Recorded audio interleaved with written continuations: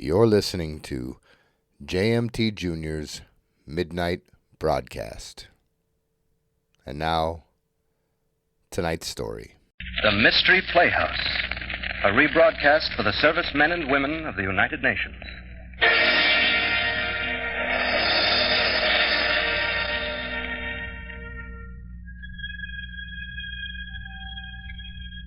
Good evening.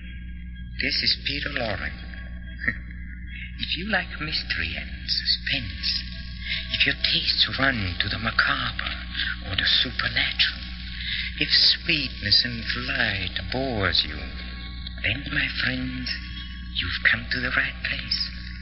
I promise you, there is nothing sweet and very little light here in a mystery playhouse.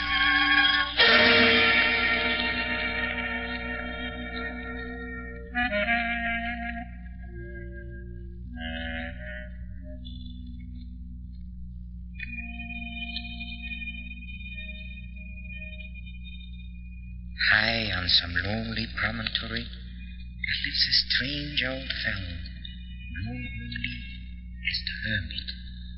His home a cave, hollowed from a rocky hillside. His only companions a pack of evil-looking, evil-smelling dogs.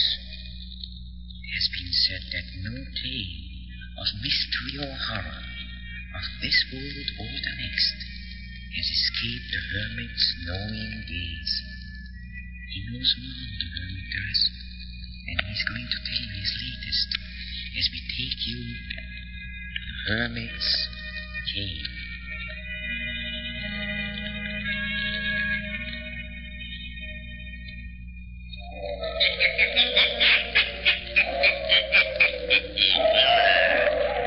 Have you heard this story?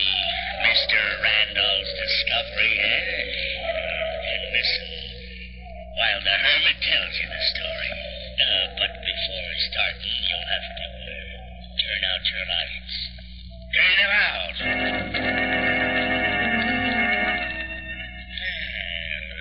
Mr. Randall wasn't a scientist, not in the usual sense. He was just an ordinary man, a vice president of a small-town bank. He experimented in his basement just as a hobby, and quite by accident he stumbled upon a secret so amazing, so terrifying that, listen.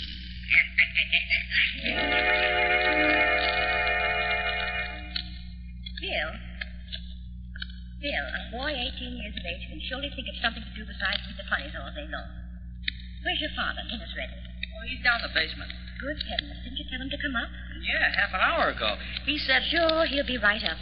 Well, you tell him if he doesn't come up, he won't get any dinner. Yeah, serve him right. That man.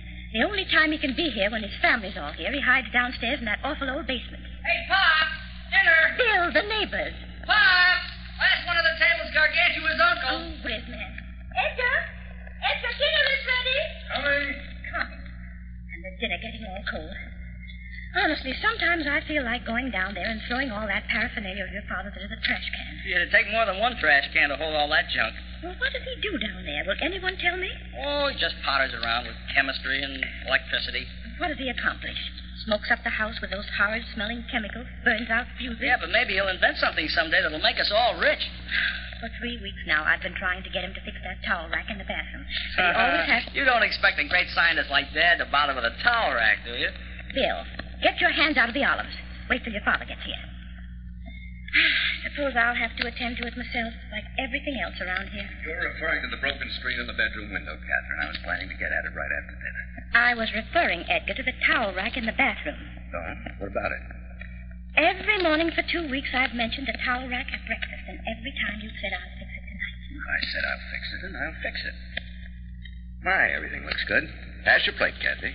Edgar, you haven't washed your hands. Why, they're clean. You've been fooling around down in that old dirty basement with heaven knows what. I'm not going to eat out of any dirty plates you've touched with those hands. Honestly, Edgar, you're worse than William was when he was little. No, I've just been adjusting some electrical equipment. I haven't been working with hydrochloric acid or typhoid germs. All right, I'll wash them in the kitchen.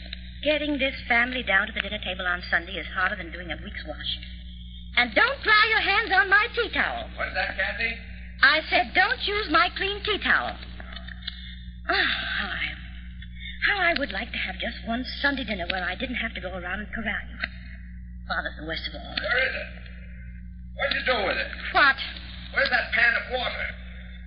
Pan of water I left on the windowsill. What? 3 days ago, I put a pan of water in the kitchen window. Now it's gone. Well, I threw it out. Threw it out? I was saving it for an experiment. Well, it was just a pan of water, so I poured it down the sink. Catherine, I told you to save that. It was full of organisms I was saving for an experiment. It was perfectly empty, except for the water. Microscopic organisms. Amoeba, spirogyrum things. Can't see them without a microscope. Now I'll have to get some more stagnant water. Never mind your stagnant water. Sit down and eat. That makes me sore. Man can't have anything around here. No use crying over a spilled spirogyra, I was Pop. talking to your mother. I'm sorry. Now, let's not have any arguments, especially over anything so silly. Silly. That's all the credit a man gets for trying to advance science. All right, Edgar, dear. Let's postpone advancing science until after dinner. Man works all week, comes home, tries to relax with a nice, quiet hobby down in the basement where he won't bother anybody. His family throws the specimens. Edgar, I don't see why you don't take up a hobby that'll at least get you out in the open air. You're cooped up in that old bank all week, and then down you go into the basement, breathing heavens knows what kind of poison gas. Kathy, are you going to start that again? I'm not going to work with poison gas. I'm not going to blow up the house. Now, let's eat our dinner.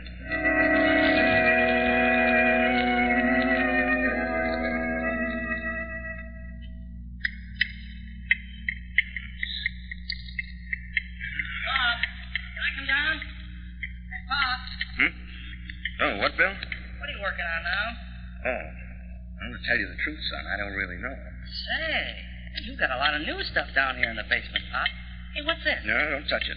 Shortwave diathermy. Yeah? How much did it cost? Hey, does Mom know about it?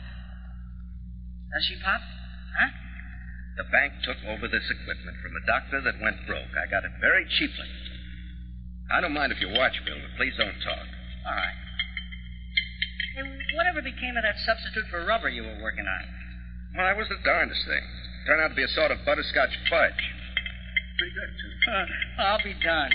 Have you still got the formula? I didn't write any of it down. I just mixed things together. Well, the funny thing, Dot was trying to make fudge the other night for Sydney, and she got a substitute for rubber. 8 milligrams.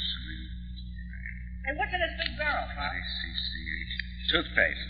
Toothpaste? A whole barrel full of toothpaste? Oh, it's not quite full. I thought I could save us some money by making our own toothpaste. So you made 20 years' supply. Oh, it tastes pretty awful. But it worked, though. Remember how stained this elk's tooth on my watch chain was? Now look. Gee, gosh, if you could only add peppermint flavor or something. Well, to tell you the truth, Bill, I'm a little tired of working with toothpaste. This new experiment has gotten me quite interested. Yeah, what is it? I may be wrong, but something I've worked out in that glass bottle seems to make things grow very rapidly. What do you mean? Well, last week I took some one-celled forms and put them in the bottle in that solution. Then I exposed them to some rays from the diathermy. Somehow, it seemed when I looked at them through the microscope several days later, they were 8 or 10 times bigger. A lot bigger than I've ever seen cells like that yet. Maybe you've got something there, Pop. Maybe something they can do in any of the big labs, but that's sort of interesting to me. Well, whip me up a great big amoeba, will you, Pop? I'll lay it on the zoology teacher's desk like an apple. The trouble is, I don't remember exactly what I had in the solution or the exact setting of the diathermy machine. In other words, there are too many variables. Uh-huh. Hey, Pop, it's guys like you fooling around in basements that really make the important discoveries. You try the impossible and accidentally make it work. Oh, really? Yeah. Pop, can I take the car? Well, all right. Be in early. Okay, Pop. Thanks a lot. Copper sulfate, 12 grams. No, better make it 14 for good measure.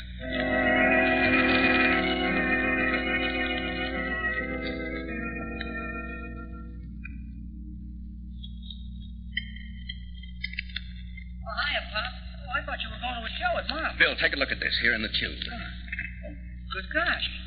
What is it? I don't know. It grew in there. Oh, it's sort of a grayish-white blob. About the size of an egg. Day before yesterday, it was only half that size. Well, what did you put in there in the first place? Something I found in some stagnant water. I added a sort of salt solution to the water in the tube and rigged up this device that sends a current through the water. Well, the neighbors are kicking. There isn't a radio in the block that'll get anything but static. I'll have to invent something to stop that static. Yeah, or turn off the machine. Well, I couldn't do that. It'd ruin the experiment. Look at that thing. Doesn't it look as though eyes were forming on it, one on each side? Yeah, but they ain't the same size. I've looked through a couple of dozen books on zoology, and there's nothing like it in any of them. Well, maybe it's a polywog that went wrong. Well, you're not going to a movie then, huh? Huh, Pop? Movie? Oh, no, I'm a little tired. Here, you take your money. Oh, well, I got a date. Well, I'll see you and your pal in the test tube later.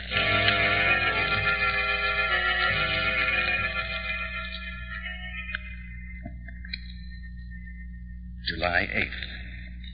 My specimen continues to grow. It now is a shapeless mass the size of a cantaloupe, and I've had to put it in a much larger container. Those definitely are eyes on the side of it. They follow me as I move around the basement. I've taken to locking the door. The thing might alarm Kathy if she should come down here.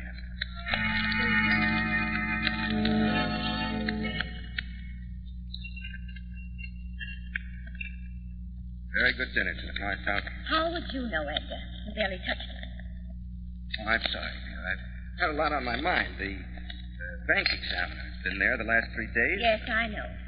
But that hasn't been worrying you. If I didn't know what the real trouble was, I suspect you of being afraid they'd discover you juggled a book. Now that we can talk just between ourselves, Edgar, why don't you let your experiment go for a while? Now, Kathy. Please, Edgar. How are you supposed to be relentless? You're just making you nervous, really. Nothing of the kind. I feel fine. You know that's not so. You're pale and thin. Why, I'll bet you've lost 15 pounds the last 2 weeks. You never were exactly overweight, you know. Kathy, I wish you'd stop fussing at me. I'm not fussing at you. I just think you ought to stay out of the basement. Why? Why? Because I don't think it's good for you to be down there so much. Can't a man have at least one place where he can be away from everyone, a place where he can think? Edgar, I never said a word as long as I didn't think it wasn't interfering with your health. But you're spending hours down there. Why, most of the time you don't get to bed before 3 and 4 o'clock. Now, don't look at me like that, Edgar. It's for your own good. Stop talking to me as though I were a child. Just see how nervous and unstrung you are, Edgar. What is it you're working on? What are you doing down there, Edgar? Nothing. I'm building infernal machines. Now will you let me alone? Just let me alone. That's all I ask. Let me alone.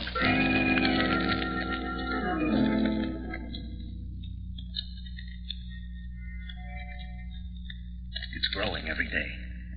This whitish bulbous lump of protoplasm. Its eyes are larger now. They don't blink, but stare. They focus on me at basement. I turned out all the lights, but I can still see the eyes. They glow in the dark with a green phosphorescence. The rest of the body, if I may call it a body, looks soft and pulpy, yet muscular like a snake's. It has no appendages as yet. No legs, no claws, just this bulbous, writhing, palpitating mass. It fills me with horror to look upon it. I should destroy it, but I can't. I owe it to science to let it develop. It seems to have stumbled upon some means of stimulating growth. It derives its nourishment from the solution in which it grew. Whether it must live in water or not, I don't know. I put a larger lock on the door as a precaution against I know not what. The thing is helpless now. It has outgrown the large jar it was in before. It's now in a large aquarium tank sealed on all sides. No one knows it's here except me. I wonder, shall I tell someone?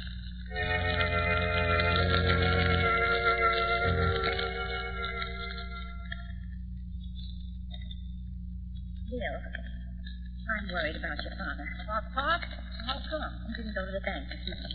No, where is he, Beth? I wish he would. He's down in the basement. Maybe he's not going to work today. Just on the concern.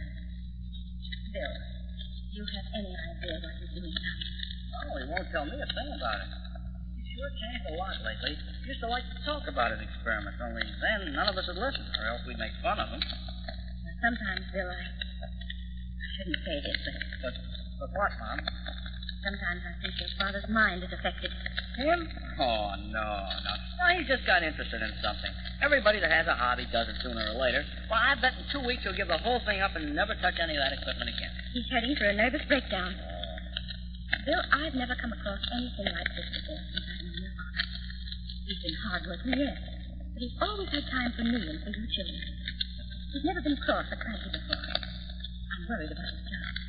Vice President, ain't he? Yes, but even vice presidents get fired. And this not going to work, well, I'm going to see if I can find out what's the matter.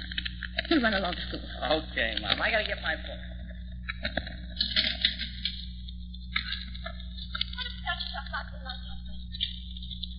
What do you want? It's nearly 9 o'clock. What of it? And you were brought to spend so much time away from the bank. I've given that place enough of my time for 16 years. I know. Don't get all worked up, please. I hate to see so many years of hard work just thrown away. Catherine, I'm busy. Now go away. Edgar, you never talked like that to me before. Well, I am now. What are you doing that makes you so strange? What have you got down there, Edgar? There's something down there that you don't want me to see, isn't there? You've got the entire house to do with as you please. Haven't I the right to do as I please with the basement? There's something down there that's destroying your health and the happiness of our children. I've got a right to see it. Catherine, don't go down there. I shall. Catherine, you're not going to set foot inside this basement. Reason why? Because I said no. That's no reason. I warn you, Catherine, stop pushing. Let me come down. Edgar, let me come down. I warn you, Catherine, stop it or you'll be sorry. You made me do this. I didn't want to do it. You made me.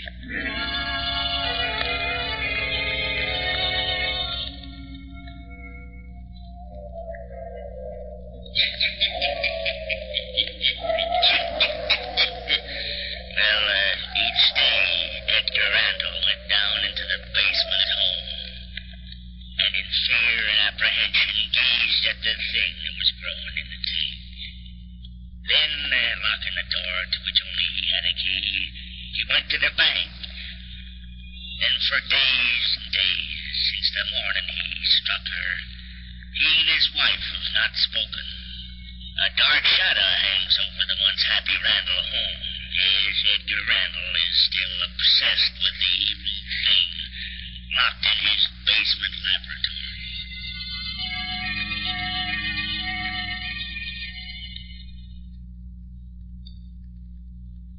It does not need to be submerged anymore.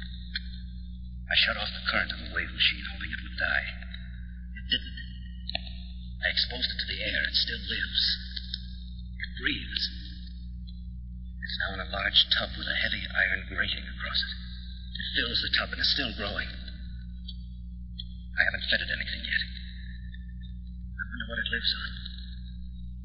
It keeps staring up at me from the tub, rolling its two oily-looking eyes. One as big as the mouth of a cup, the other the size of a cow's eye. That grayish-white body is now tinged with a revolting pale green. The flesh, if it is flesh, is shot through with tiny purple veins. The entire shapeless mass writhes in the tub, wheezing in a most sickening manner.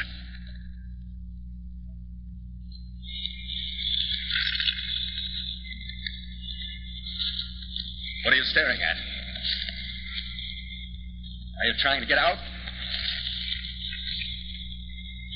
Is there a mind in that sickening mass of throbbing flesh? Do you feel? We'll see. I'll prod that revolting hulk of yours with a stick. You feel that? You do feel. The squishy body draws within itself. What are you? Are you fish or an animal? Or something the like of which has never lived before? You're a hideous sight. I should have killed you when you were small, a tiny blob inside of a bottle. You can't get out. No, you can't lift that crate. You must stay in that tub. Stay till I get up nerve enough to kill you. I've got to go upstairs now. Stay there. In your tub. There in the dark.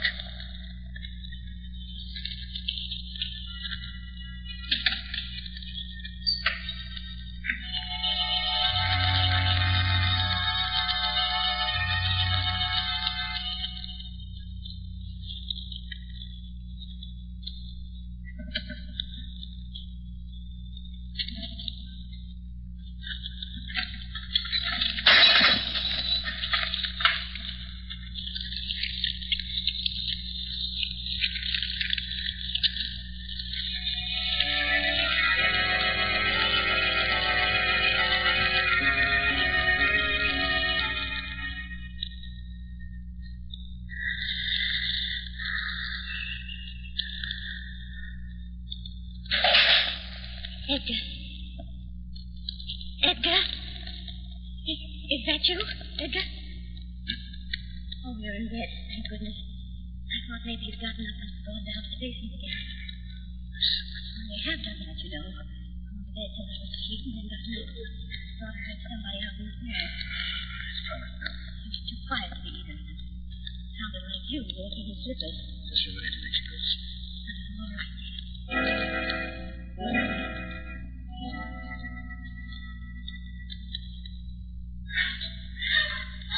Edgar! Edgar, wake up. Huh? It's Bill.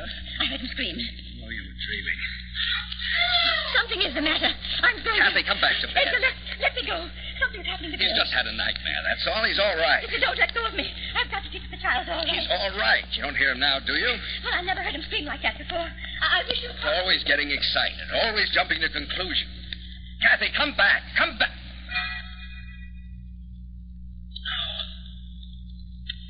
No, it's impossible. Nothing like that. No, it couldn't get out.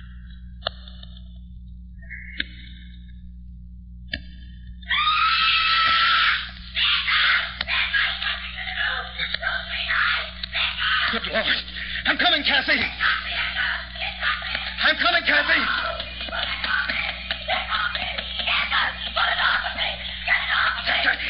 Kathy, what is it? Oh, my God. I'll pull it away. Pull it away. It's wrapping itself around me. It's cold. Out of my body. Like a jellyfish. I can't get hold of it. No, let it get up to my throat. Put it loose, please. Put it loose. Yeah, but it's like it's so... Something. Oh, no, something. It's crawling toward my head. No, something. Let go. Wrapping itself around her head, smothering her. Let go. Let go. Let go.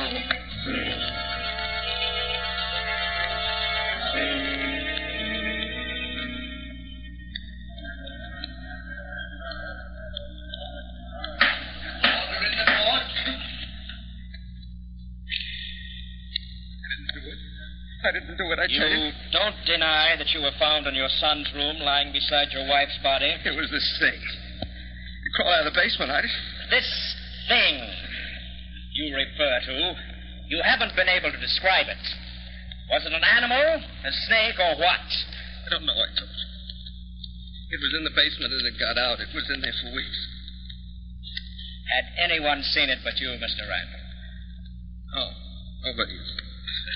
Mr. Randall, how do you expect these intelligent men and women on the jury to believe in the existence of such a creature as you describe?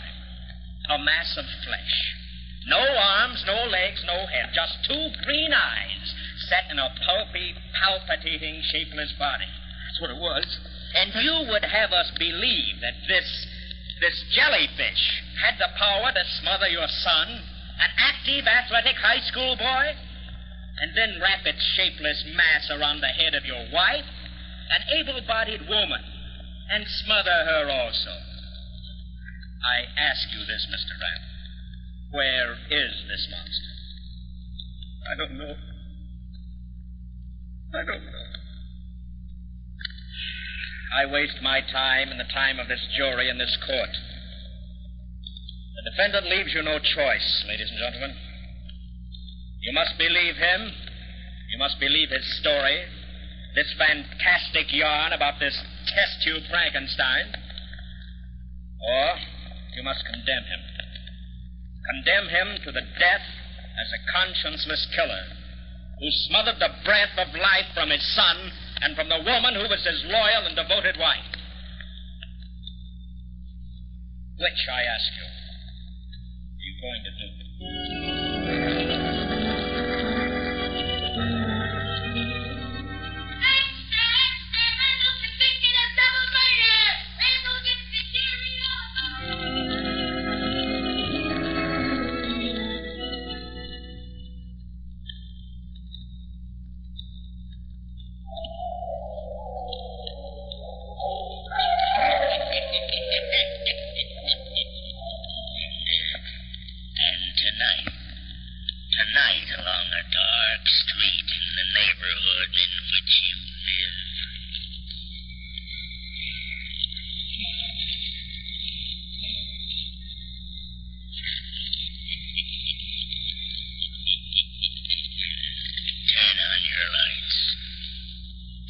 on.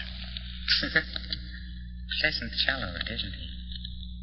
I don't think we've heard the last of him either. I have an idea that our friend the Hermit will pay us another visit soon. But wait, don't go.